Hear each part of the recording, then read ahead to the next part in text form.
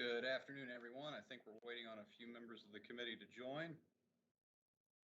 Good afternoon, Delegate. How are you, Allison? I'm excellent. How are you? Very well. Mark, how are you? Good afternoon, Delegate.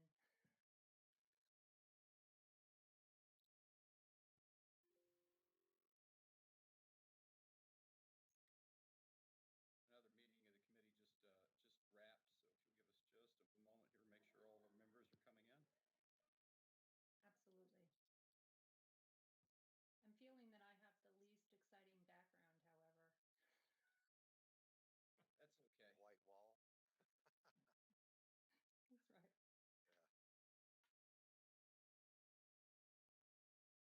you might have the least exciting, but at least you wasn't kicked out of the house up into the attic like me. So. Did everybody hear me? Vice Chairman Maynard, good to see you.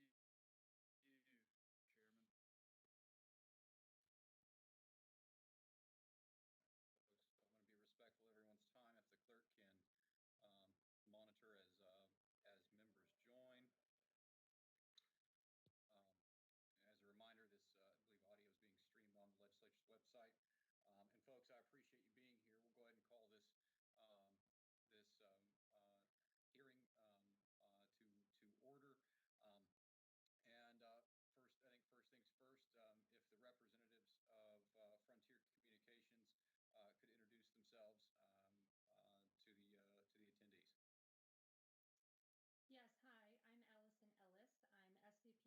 Affairs for Frontier. I have responsibility for West Virginia.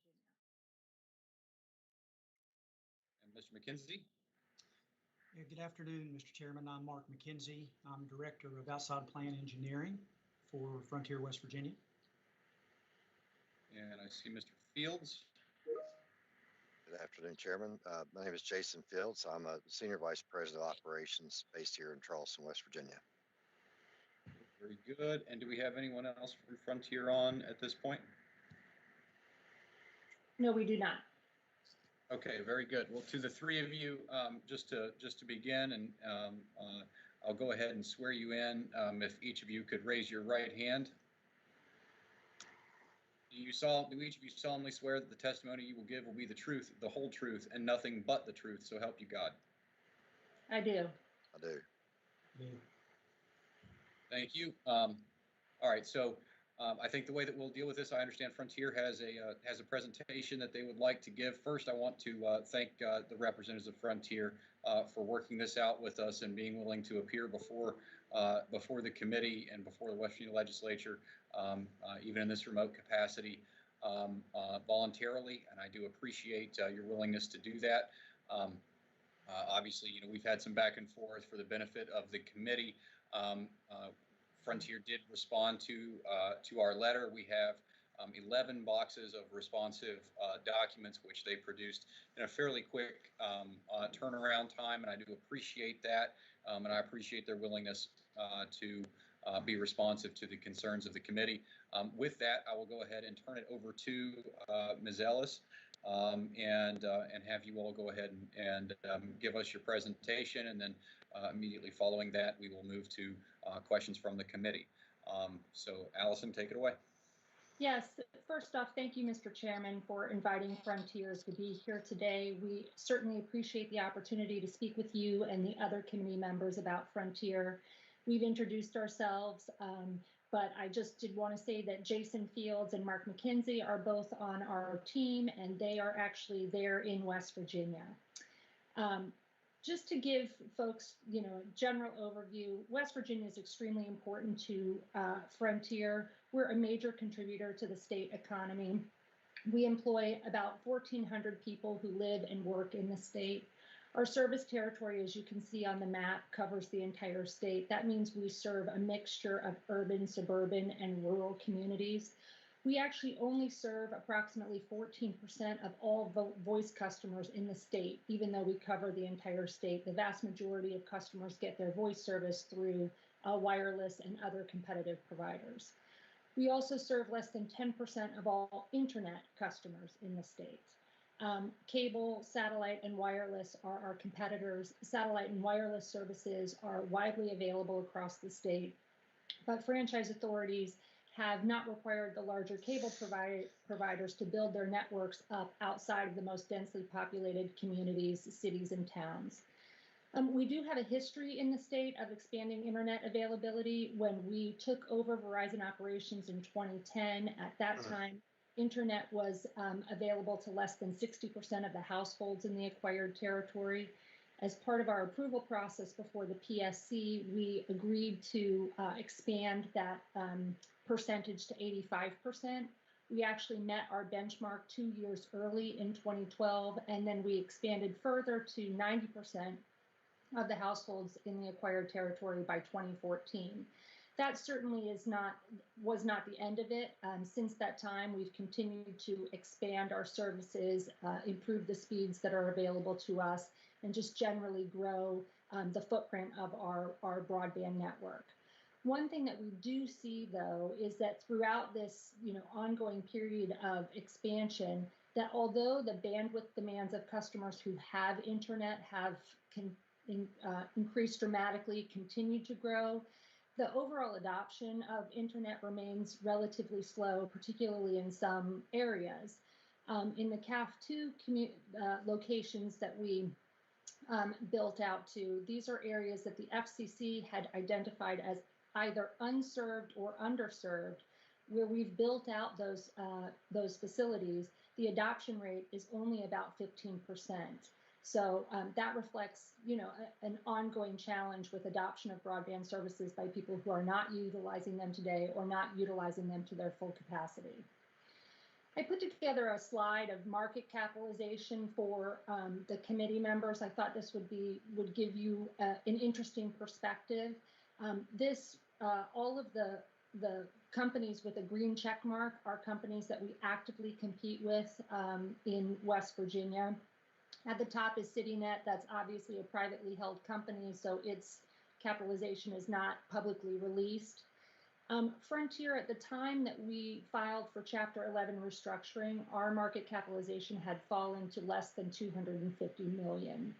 Our major competitors, Altice, which is Suddenlink, and these others, Verizon, AT&T, Comcast, these are companies that are much, much, much larger than Frontier. They have significantly more resources, and as a result are just able to capture the market share in a way that Frontier is not able to. Another thing that I thought was interesting about this slide is when you look at these, very large companies, Apple, Amazon Prime, Google. I mean, these are trillion-dollar companies. These are the largest companies in the telecom industry segment. They're really the largest companies in our entire, economy. These are the companies that make the products and services that drive the internet use and the demand for and need for bigger, better, faster broadband. Yet they contribute really zero to the expansion of broadband networks and infrastructure. They rely on providers like Frontier and ultimately our customers to fund that internet and expansion, even though they are the wealthiest companies really that we have. I wanted to give you a quick snapshot on the restructuring. I think as everyone is familiar, Frontier voluntarily filed a Chapter 11 proceeding to restructure our balance sheet. The key objective of that is to eliminate more than $10 billion worth of debt and $1 billion worth of annual interest payments. We are well in that process. Actually, we're coming to the conclusion of the process. We have one state regulatory approval that's still pending in California. That obviously needs to happen before we can formally exit the Chapter 11 process. What exiting Chapter 11 will do for the company is it will better position us to continue to provide service in the state and to invest further. Our restructuring, the organizational changes that are associated with it and were required in order to effectuate it, were reviewed by the West Virginia Public Service Commission. We had an 8-month-long proceeding. There were several parties that were involved in that proceeding, including the PSC staff, as well as the Consumer Advocate Division. Ultimately, that culminated in an approval by the commission, and Frontier made an affirmative commitment to enhance its capital investment in the state and also its fiber to the premises build out. And those are PSC enforceable commitments. In association with this restructuring, we also are seeing new leadership of our company. We already have a new executive chairman of the board. His name is John Stratton. He joined the company in September of last year. And just last week, we welcomed our new CEO, Nick Jeffrey.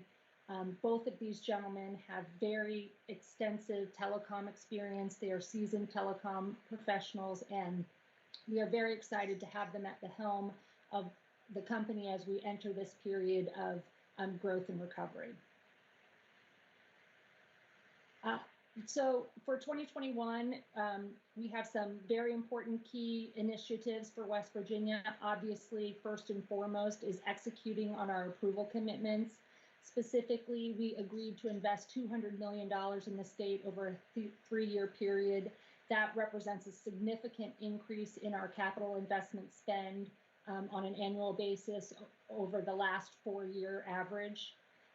We also agreed to deploy fiber to the premises to 150,000 locations in the state. That's a very significant percentage of our footprint. We're very excited about that because it's going to be really a fantastic improvement of fiber services in the state. We have a significant build or build out planned this year already, and Mark will talk a little bit more about that in a minute or two. We're also leveraging federal funding that's available to the state as part of our fiber to the premises expansion. We're bringing $247 million in RDOF funding to the state. That will bring gig-capable fiber to the premises services to approximately 80,000 locations in some of the more rural parts of the state. And then we are going to be continuing our service quality improvements. Jason will talk a little bit about this, but we have been implementing some improvements and practices, and we're already seeing that they're really bearing some fruit and delivering results.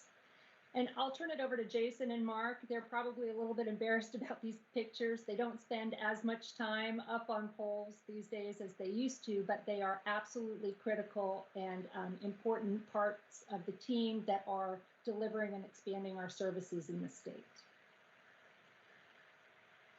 Thanks, Allison, and good afternoon, Chairman and Vice Chair and other committee members. Thanks for the opportunity to share a little bit about our results and service quality efforts in the next few minutes. Slide. One thing as we start here, I just want to elaborate a minute on my role. As Senior Vice President of Operations, I have responsibility for the dispatch of all the technicians, the assignment of our facilities, and also the national support group that puts together all the policies and procedures. And I manage the business continuity program for the company. These responsibilities are for, include West Virginia and also the other 24 states across the footprint. Just a quick background check, I started here in 1997, right on McCorkle Avenue with Bell Atlantic, and pretty much have worked my way through every part of the operation organization, from staff to field to centers, executive support, back and forth. So very versed and familiar, not only with operations, but right here in West Virginia. I spent most of my career and born and raised here in Charleston. One thing I thought would be important to share is our emergency response program. If you think about West Virginia and what happens in West Virginia, it doesn't take long to start telling a story about a storm here, a storm there, what happened. And we'll talk a little bit in detail about what happened in February in parts of the state. But if you look at Frontier's history since the acquisition of Verizon in 2010, there had been a major event in West Virginia every year. All but 2 of those events were declared a state emergency by our governor, and it's been at times challenging for both the customers and employees to respond to those. But I assure you that we have very thorough and complete plans. I'll speak to detail here in a minute about as we go forward. Frontier is a landline-based utility. As you know, we do serve every county in the state. As Allison showed on the map earlier, we touch every one of them. It may not be the entire county in some cases, but our presence is throughout the footprint. And if you think about our facilities, about 80% of our facilities is out there aerial and on the telephone poles and susceptible, as you can imagine, as we go through different events and storms. One of the things I want to speak about specifically in West Virginia is our response plan. I have my director of the program is Tom Turman. He's actually based here in Barbersville, and he's put together a pretty significant plan of being prepared. So we have documented plans for every facet of the operations and the company about how we would deal with an event, anything from a power loss to a significant outage to a pandemic. I mean, we've dealt with so many different things over the last couple of years, but Tom's done a good job of putting a plan together and a team that will respond to those. And whenever the time comes, we execute his plan and the company's plan to pull together. As you can see here, a lot of times in West Virginia, we're working about staging our resources, pulling in generators, figure out what type of vehicles that we need to move around, people, skill sets to respond to that different each type of event. The damage assessment phase, basically, whenever, depending on what happens, we have a team go in and do surveys and try to lay out a strategic plan on how we were going to restore service and do that in a safe manner. And then it's the recovery phase, right? What happens after we're done with that? How do we get back to business normal so that customers that weren't affected by the storm are able to have put in new orders. If they have an issue, get a timely response. One note I wanted to put here is that one of the things that affects our timeline of restoration is commercial power outages. Depending on the type of outage, if you have a lot of down power lines, a lot of power outages, it affects us in two manners. One is a lot of our equipment. It depends on the commercial power, even though we have backup batteries and generators, and we deploy those and they're on site. A lot of those are temporary solutions. If you think about batteries, they're usually 8 hours to a day's worth of backup. A generator, depending on what type of generator, requires constant fueling and rotations, and you've got the longer durations. You worry about someone actually stealing the generator and maintaining that. So it's always a challenge. And the second part of the large outage that commercial power affects is the safety, right? Getting into areas and making sure that we're keeping our employees safe and having access. So typically the power company goes first, we come in second. Of course, we're there from the beginning, just depending on how the power situation is impacting us, and provide safety for our employees. And you can see here, this is a recent event in the last couple of weeks. Those of us here in Southwest Virginia, West Virginia, know about the storm, an ice storm, led to snowstorm on top of an ice storm that eventually led to flooding. Our governor declared a state emergency. It started with 4 counties, went to 6, and eventually ended up with 18 counties through the flood. It affected about 73,000 power company customers through that period. So definitely a big storm, and an example of what I mentioned earlier, that every year there's some type of event like this that's hit West Virginia. Next slide. So if I just take a second to think about this recent storm. Next slide, Allison. There we go. I'm not going to spend a lot of time reading through the details here, but you could see that it's broken out into the things I just mentioned. It's part of our contingency planning, the assessment phase, the restoration, the amount of crews we had coming in to work, and then the recovery and how we work with our different teams to, on a map, lay out the areas, go attack it, clean it up, move to the next area. On the impacts, on the right-hand side, you can see we had about 270 poles. That was as of March the 5th. I will expect that to be over 300 poles by the time we're completely done with all the facility and physical restorations in the area. Lots of trees, almost 1,000 trees that we had to cut out of the way. And this is after the power companies already went through and moved a lot of their trees. So a very significant storm. I'll be happy to report that, as of this week, we are back to a normal status for individual repairs in these counties. We do have some structure poles, lines maybe down that are not affecting service that we'll be cleaning up for the next week or two. But we are back to normal service this week. And the last thing I wanted to mention was just a few points on service quality. You'll notice down in the graph below, this is the voice of the customer that they complain for the informal or formal complaints. And we've seen a really good trend over the last few years, a 34% year-over-year decline in complaints from 19 to 20. And in January of 21, we also see the trend decreasing year over year. So I'm very happy and proud of the fact that we've been able to turn the page and get back to moving in the right direction of improving our service and having less people complain. The other thing I mentioned here is we've, from our regulated side of the business, we have PUC service quality metrics, and we've been able to hit those metrics since August of 2019. We had 1 month, 1 metric on the trouble rate that I think we missed it by like 1/10 of a point, but for most part, we've exceeded all those metrics for the last couple of years. And with that, the last bullet talks about we've agreed with the 25 wire centers to Mark Mckenzie is going to speak to his group in engineering and how we're going to address other areas of the network from a longer preventive maintenance program. So with that, I'll hand it over to you, Mark. Thank you, Jason. Good afternoon, Mr. Chairman, Vice Chairman, committee members. Again, thank you for the opportunity to speak with you today. Again, my name is Mark Mckenzie. I'm the Director of Outside Plant Engineering for Frontier, West Virginia. Much like Jason, I joined Bell Atlantic in 1998. I currently live and work in Charleston, West Virginia. I actually grew up about 2 hours east of here in a small community called Richwood in Nicholas County. So having grown up in that environment, I'm familiar with the challenges of rural West Virginia, the challenges that come with getting broadband out to those locations. My team is responsible for the design and engineering of all outside plant facilities in West Virginia, whether it's broadband expansion or fiber to the prem, as Allison mentioned earlier. My team is responsible for all aspects of that design, including permitting. We also have responsibility for maintaining our existing outside plant facilities, including maintenance and storm restoral that we just heard Jason speak about. I'm going to take a few minutes, if I could, and give you some updates on some key priorities for 2021 and beyond. In 2021, we're going to finish the Phase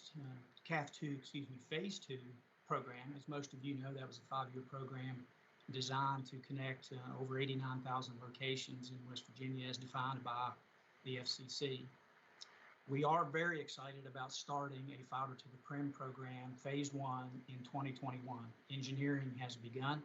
Construction will commence later this year, and by the end of the year, we will have passed 25,000 locations with a fiber optic service capable of delivering gigabit speed. Another initiative we're looking at for 2021 is potential public-private partnerships. We see that as a potential opportunity to leverage our network along with networks that others may be providing. An example would be what we see happening in South Charleston. As most of you know, the city of South Charleston is building a citywide fiber network, but as their officials have stated, they're not interested in being an internet provider. We would like to explore opportunities to partner with the municipalities like that and see if there would be a benefit for both entities to look to leverage what both companies would be doing. And then lastly, Jason mentioned some service quality initiatives, and Allison did as well. And one that I'm personally involved with, and I think we're going to be able to make a big input with, is we have 218 what we call wire centers in the state of West Virginia, may be referred to as central offices. 25 of those over the last 3 years, from 2017 through 2020, have had high customer trouble report rates.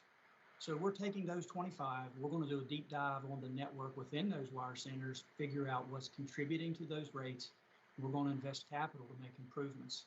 And even though that program is relatively new, as of yesterday, we've already released over $300,000 worth of capital work in 7 of those 25 wire centers. Next slide, please. On this slide, Mr. Chairman, I was going to give an update on some network improvements and some expansion and what we are considering addressing critical customer needs. I'll start with the 911 network. This actually began in 2019, late 2019. We began a comprehensive review of our parts of the network that carry 911 traffic. That carried on throughout all of 2020, and we're wrapping up some things in the beginning of 2021 related to diversity. But throughout the efforts of that comprehensive review, we released $853,000 worth of money that went towards network improvements and some maintenance activities associated with those parts of the network carrying that traffic. Service expansion. Now you can see here we have budgeted over $4 million in the past year for what we call Ethernet expansion relative to retail and wholesale business customers. That would include new builds, and that would include upgrades to existing customers. Supporting educational needs. We all have seen the impacts of COVID-19 to our school sector, and we know the importance for children in terms of distance learning. We processed several what we called COVID emergency orders in October of last year. We installed 2 gigabit Ethernet EIA services for West Virginia Wesleyan to help with online classes. And so we're going to continue to partner with those agencies to make sure that they have the bandwidth needed to support those learning measures. Facility replacements, this ties in with the service quality. We're going to target cable replacements in certain areas. And then lastly, I would say, Mr. Chairman, that we believe that Frontier's network today is poised to deliver the services for 2021 and beyond. We can offer 1 gig, 10 gig switched Ethernet. We can offer up to 100 gig point to point. And so with that, sir, I'll turn it back to Allison. Thank you. Yes, thank you, Mr. Chairman. Just, you know, we hope that this overview was helpful to the committee. We are very excited about this new chapter for Frontier and the fiber expansion that we're undertaking in the state. And we certainly hope to continue to work in partnership with you and your committee and other members. And we would be happy to answer any questions that you might have about our presentation or our expansion efforts. Sure. Well, thank you, Allison, and thank you to Mark and Jason. I'll begin the questions here, and if members wish to be recognized, please either shoot me a message to my phone or put it in the Teams chat here, and I will be sure to recognize you. First few things, just as a bookkeeping thing for us. The first thing, I think that we've discussed this with some of your representatives, but will you all commit to us to have a liaison with the committee to track any sort of constituent complaints that they bring to us, to track the resolutions thereof, and to document any complaints that are brought to us and their resolution? Yes, absolutely. And absolutely, we strive to handle our customers in a professional manner and to their satisfaction. We operate a very complex network, as you know, and we offer a variety of services. And so, from time to time, there are issues. To the extent that there are issues that come to you through your constituents, we would be happy to investigate those, research those, and report back to you. Absolutely. All right, thank you for that one. Then the next one that I would ask, and I certainly hope that this is turning over a new leaf in the state of West Virginia, but would Frontier be willing, prior to moving on to the other questions, to commit to additional, maybe quarterly meetings with the committee or the interim committee on technology to report back on the progress, right? Ronald Reagan once said, "Trust but verify," and we want to verify. So would Frontier be willing to do that, more especially as you emerge from bankruptcy? I've asked the members to try not to ask things that would be directly privileged or a piece of current and ongoing litigation. But as a result of that, as those things are resolved, are you willing to come and continue to answer questions under oath with the committee? Absolutely. And because of the timing of this hearing, obviously we weren't able to share as much detail, for example, about our deployment as we would have liked. Those locations are not yet public.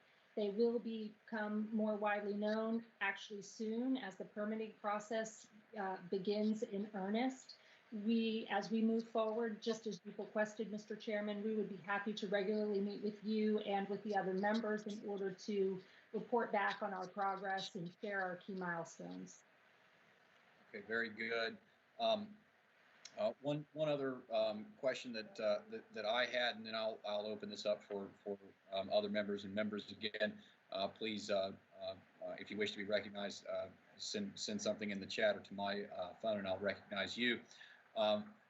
One of the things that's been sort of pointed out to the committee and has been subject of a little bit of news here recently has been a discussion of the internet infrastructure surcharge that Frontier has been charging, and I know that it's went up over time. Do you guys have documents or documentation as to where those dollars or the revenue therefrom are deployed, and are those dollars which are generated in West Virginia, are they being deployed in West Virginia? Yes, so we do assess an internet infrastructure surcharge on some of our residential customers in West Virginia. We've not ever assessed it on customers. Well, it's not going. Let me start over.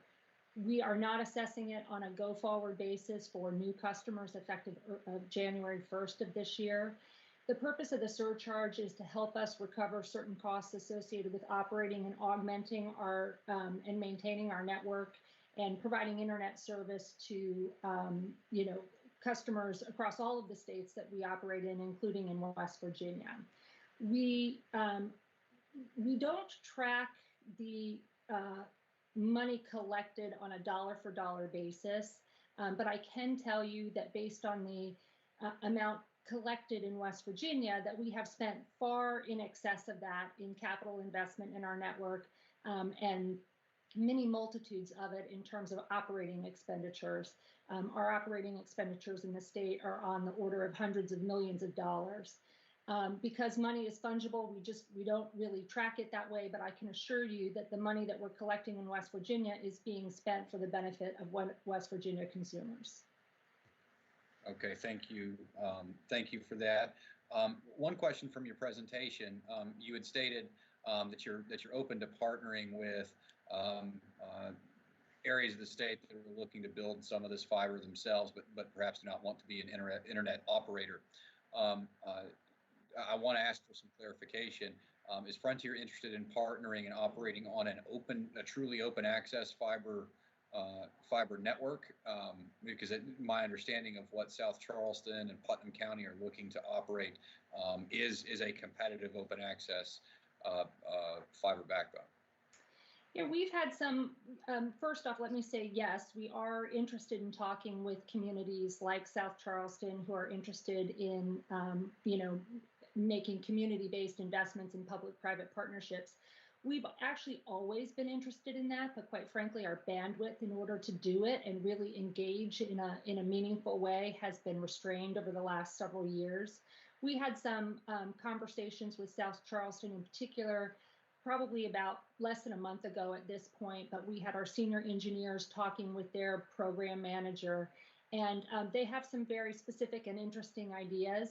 I think we found that there might be some areas for common ground. As I understand it, they are planning to build the fiber and then lease it out to one or more providers.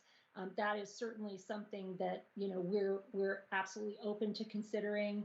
Whether or not we can ultimately operationalize it really depends on all of the nitty-gritty technical details and where it would interface with our network. But my takeaway from the conversation was that it was a very positive conversation, that there was an opportunity to potentially partner, and we all committed to continuing to have the conversation and see where we can take it together. Very good, thank you, ma'am. It appears Delegate Riley has sought recognition. If the clerk could go. Delegate Riley, you're recognized. Thank you, Mr. Chairman, and thank you all for being here today. I really appreciate it. My question is related to CAF2 funds. If I remember correctly, Frontier was awarded in 2015 about $280 million, thereabout, and was to provide service to about 600,000, if I remember correctly. And in January of 2020, you submitted a letter reporting that you had missed the 80% milestone and that you were within 4% or less than 5%, and requested a waiver for non-compliance that wasn't triggered. And then again, I believe that you've missed the December 31st deadline for 100% completion of that milestone. I think I saw on your chart that you're expected now to meet it by June 30th, 2021. So my concern is, what changes has Frontier made to be able to deliver on the funds that they're about to receive potentially from the federal government? And, how do we relay to our constituents that you'll be able to adequately deploy these federal funds in a timely manner? Yes, thank you, Delegate Riley. So first off, we did receive CAF2 funds, and that was to connect 89,190 locations across the state that the FCC had identified as unserved or underserved with 10.1 megabit service. We have continued to execute on that obligation that we have to the FCC.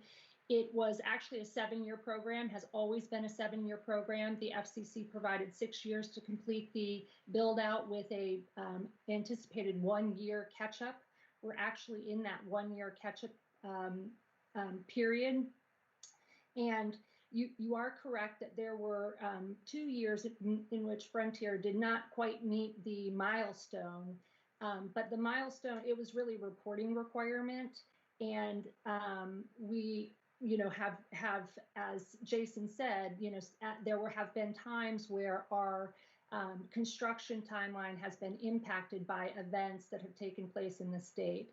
I can assure you that we are focused on fulfilling that obligation. We have actually until the end of this year, 2021, to complete the build, but we expect and have communicated to the FCC that we will complete it by the end of June. In terms of the RDOF program, we really do think we are best positioned to deliver on that program. And I think the fact that we won a significant number of households in West Virginia is a recognition of the fact that we have, an advantage having a statewide network that already has a lot of fiber in it, and is that we can leverage in order to complete those RDOF households. As you may know, the program has although it's a 10-year funding timeline, it has a 6-year construction timeline. So all of the households need to be built out in the first 6 years of the program. We have, been preparing for this, and we are really focused on delivering on that obligation.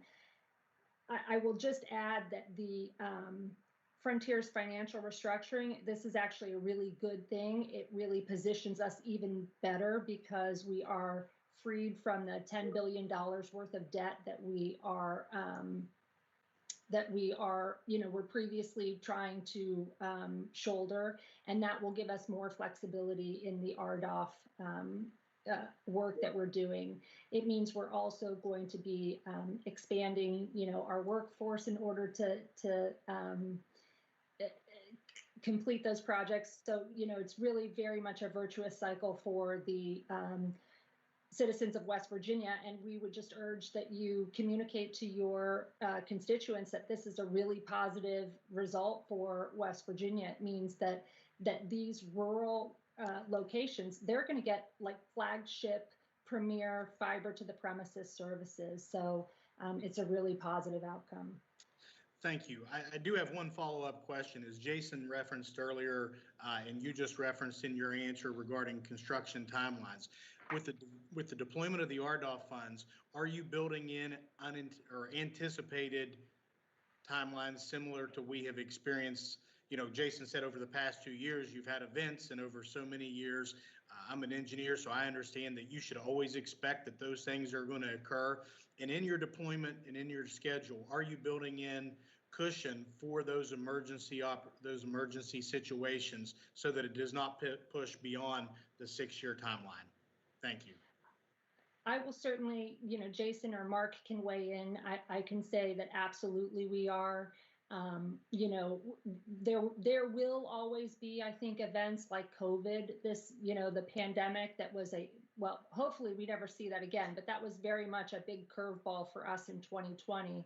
What I think is what you should take as a demonstration of how committed we are is that we do not expect our construction timelines to be delayed as a result of these big storms. And as Jason showed, I mean, they were very significant, very devastating storms that required us to focus our resources in a way that we had not planned to for the last 3 or 4 weeks. And so, you know, we are, I feel confident, able to pivot as we encounter challenges. And I don't know, Jason, if you want to add anything to that.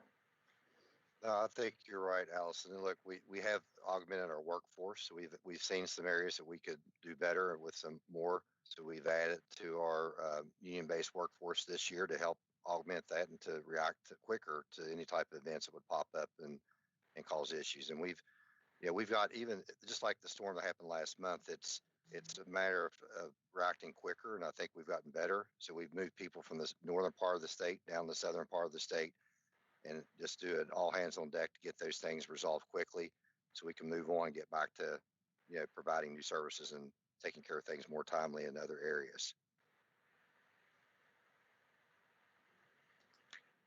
Are there further members seeking recognition? If so, you can unmute yourself and let me know.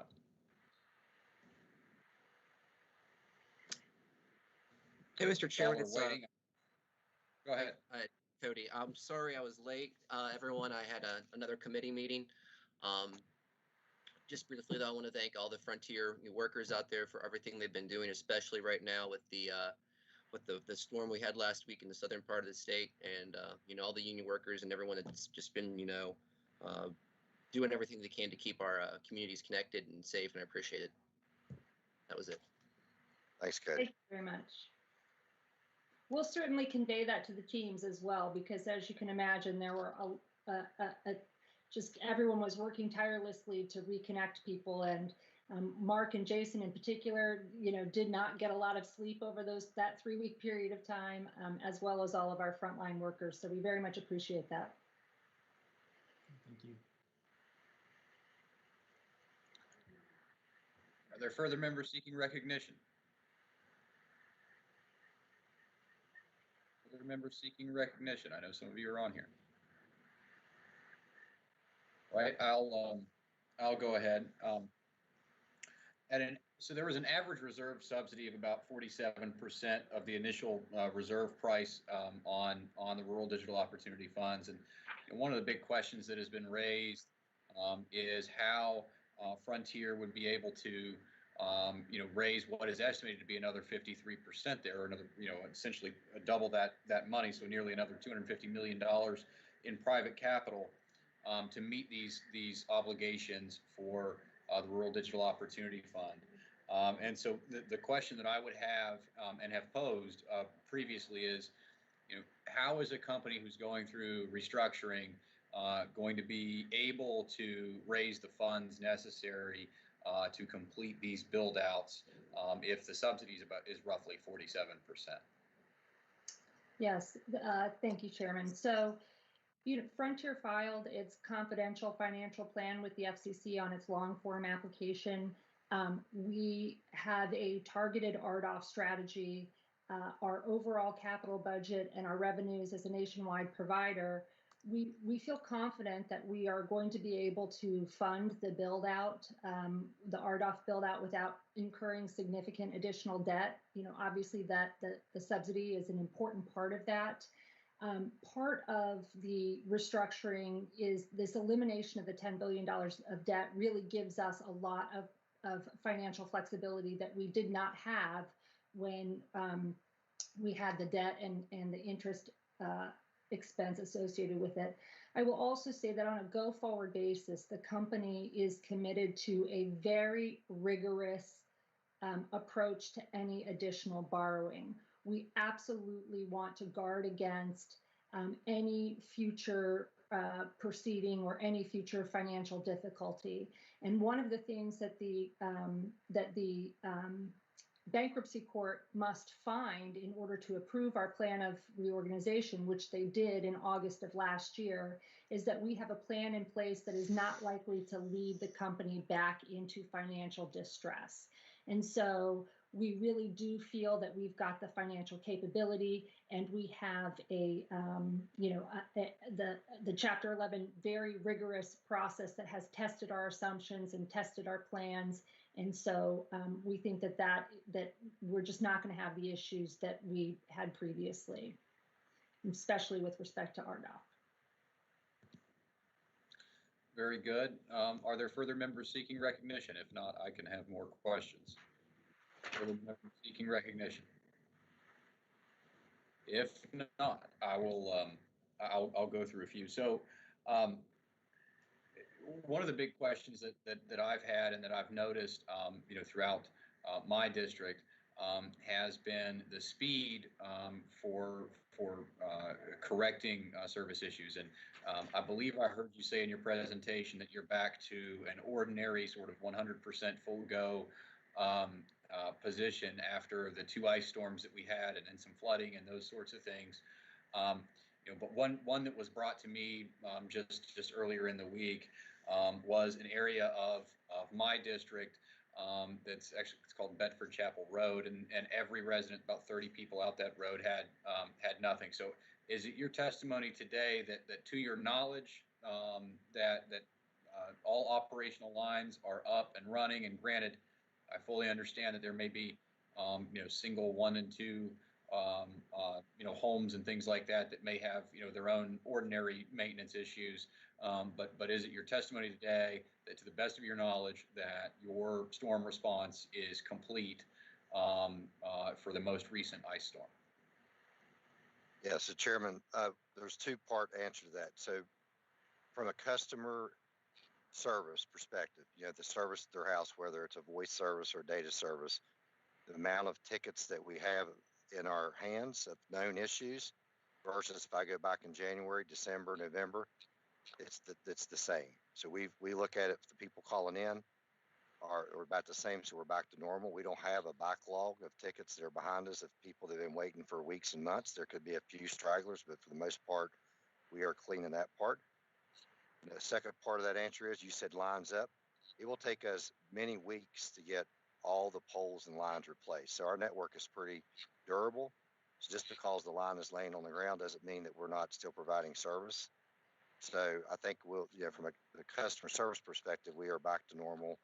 The facility structure piece will be down there for weeks trying to get everything back on poles and poles replaced.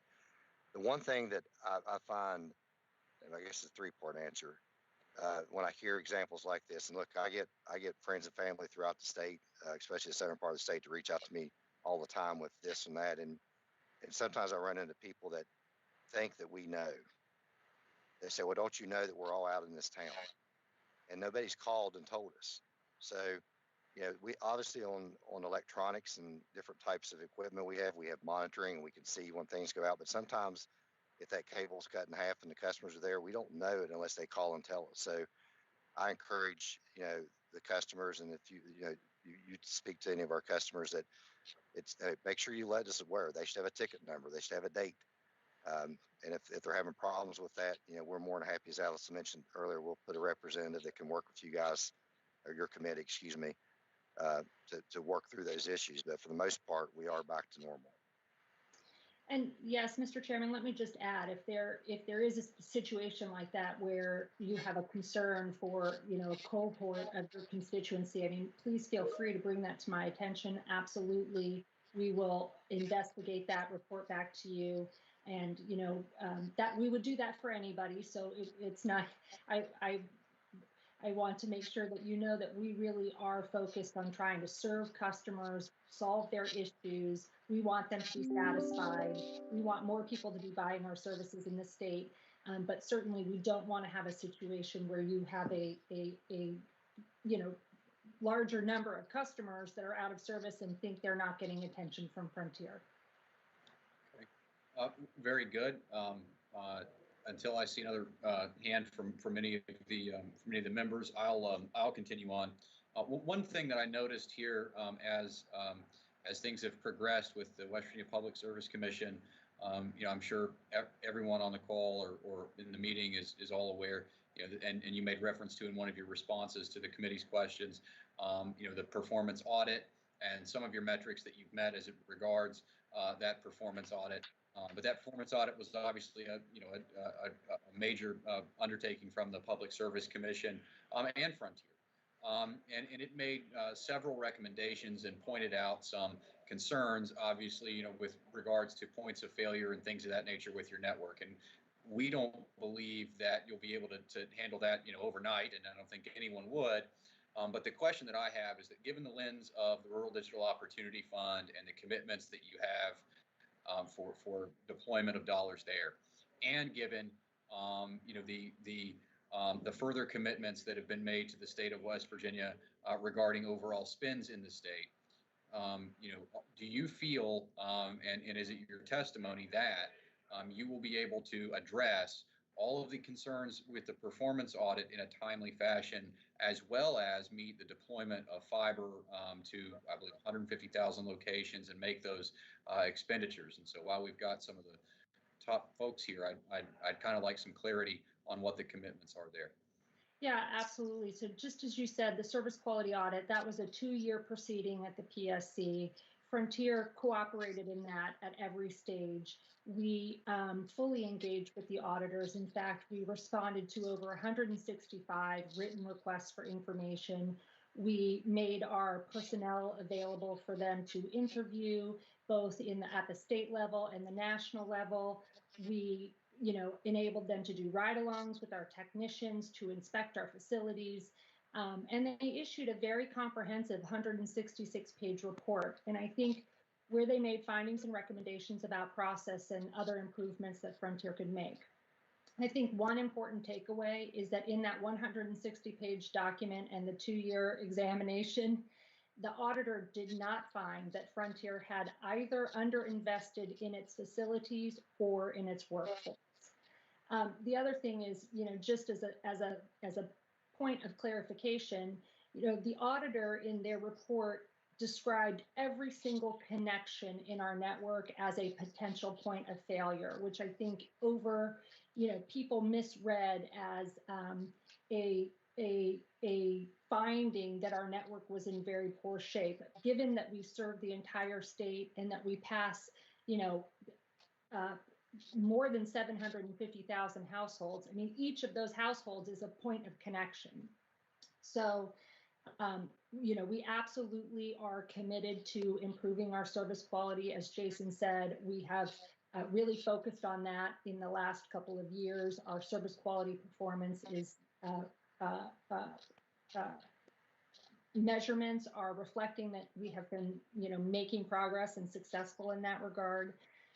We had, in the context of the service quality audit, there were a number of things that we agreed to do on a voluntary basis that went above and beyond the auditor's recommendations. And then, of course, there are things that the commission has directed us to do. We are fully intend to comply with the commission's directives, and we absolutely have the ability to continue to provide great service. I think the deployment of 150,000 fiber to the premises, I mean, that's going a long way to modernizing the network. That's exactly what legislators like yourself and the PSC have been asking us to do for years. Our customers have been asking us to do that.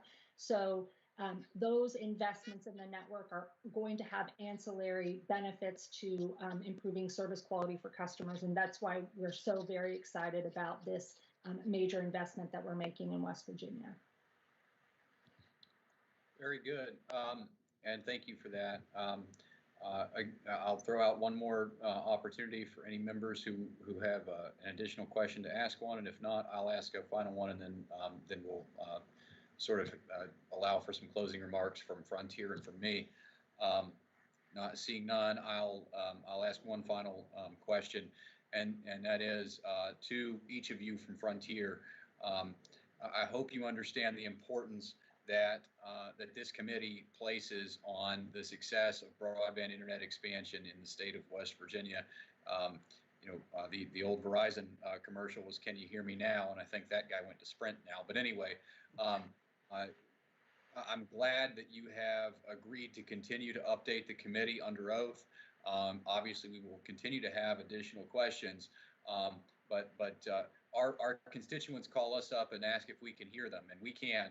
And I believe that with you all appearing here, that you can hear us. And so the question that I would have for you is, I hope that you understand the gravity of the situation given COVID-19, and that we expect Frontier to keep up on its promises and to serve the people of West Virginia and the nation. You're in a number of states well, and that we need to see follow through on the various promises and guarantees that you've made. And I would hearken back to what I said before. Ronald Reagan said, "Trust but verify," and we're going to be doing some verification, and I hope each of you understand that. We absolutely do. We absolutely, and we expect that. Very good.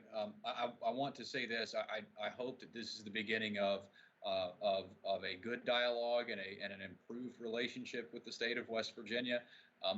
On behalf of the committee, I do appreciate your willingness to provide a liaison to the committee, such that we're able to directly interface with you and get our constituents' needs met as they reach out to us. I was speaking with a colleague of mine before this meeting, and he said, what's crazy is I get more calls now about internet and telephone service than I do about potholes, and that's true. And then in addition to that, I appreciate your willingness to appear before us voluntarily for quarterly to update the committee and to answer our questions. And just in summation here, before we close this meeting, I know we've got about 4 minutes. I'd like to offer you all any closing remarks that you would have before we adjourn. Chairman Linville, Alice, I would like to make one thing, because I'm very passionate about my community here in Sissonville, but also the state. And the one thing that I scratch my head about is we talk about the CAF program. Mark shared the details, and I know you're aware of what we committed to and what the build is that why customers are not jumping on board that. I mean, we're looking at a 15% take rate in areas that the federal government deemed as no serve, underserved, and we can argue the map and all those discussions. But at the end of the day, this internet that we're providing today is high speed. This is not 3 meg, 6 megs. I've got customers every day that I talk to and technicians that give me testimony of we're putting in anywhere from 150, even 18, 24 megs is a pretty good in most cases internet speeds, and we're really challenged. So when you talk about partnership, I'm very interested personally just to be how we could work together to figure out, once we provide this internet service in these rural areas, is how people are getting on. What are the challenges? Is it customer education? Is it a cost factor? I think there's an opportunity there we could work together and figure that out to have people jump on where it is available. Allison, if I could just say one thing, Mr. Chairman, I echo what Jason is saying, but also as part of the engineering department, I'm part and privy to conversations with my peers in other states. And I just wanted to say, I'm personally excited. Our team is excited that West Virginia is a major part of Frontier's plans in the future. With these commitments in terms of fiber to the prem, the RDOF awards, and everything else that we've got going on over the next 3 years relative to the PSC audit, I think it's an exciting time. And for someone who was born and raised in West Virginia, I have a vested interest to make sure we do succeed. Mr. Chairman, I don't think there's anything I can add beyond that, other than just to say thank you very much for the invitation today, for allowing us to meet with you and the other members and providing you this important update on Frontier. Very good to each of you. Thank you. That will conclude this hearing, and we'll go ahead and adjourn. I appreciate it, and believe me when I say that you will not be the only provider whom we invite to speak before us. And so, while Frontier was the first, they will not be the last. Thank you. Thank you. Thank you. Thank you.